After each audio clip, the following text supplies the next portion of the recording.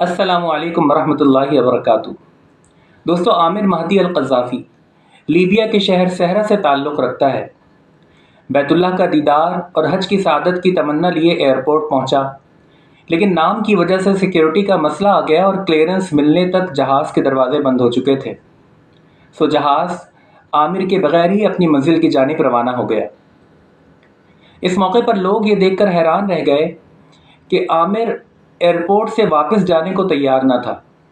اس کا کہنا تھا کہ وہ حج بیت اللہ کے ارادے سے گھر سے نکلا ہے اور اس سعادت کو حاصل کیے بغیر گھر واپس نہیں جائے گا۔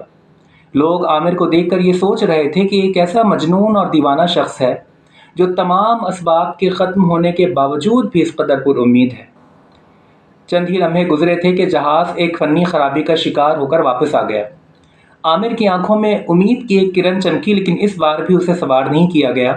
خرابی دور کی گئی اور جہاز پھر سے فضاؤں میں محو سفر تھا، لیکن لوگ یہ دیکھ کر حیران رہ گئے کہ عامر واپس جانے کو اب بھی تیار نہ تھا۔ دوستو، چند ہی لمحے مزید گزرے، جہاز میں ایک دفعہ پھر فنی خرابی آئی اور پائلٹ کو دوبارہ جہاز کو واپس لانا پڑا، لیکن اس بار پائلٹ نے وہ تاریخی جملہ کہا جو صدیوں یاد رکھا جائے گا۔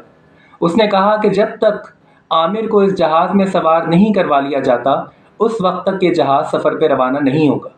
چنانچہ تیسری بار عامر کو بورڈنگ کی اجازت مل گئی اور اسے جہاز میں سوار کروا لیا گیا۔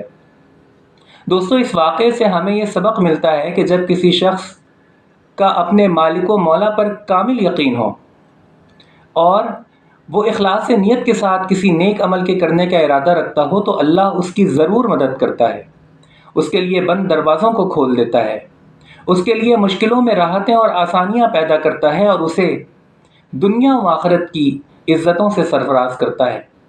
اگر یہ ویڈیو آپ کو پسند آئے تو اسے لائک اور شیئر کیجئے، چینل کو سبسکرائب کیجئے، اپنی آراء سے ہمیں کمنٹ سیکشن میں ضرور باخبر کیجئے۔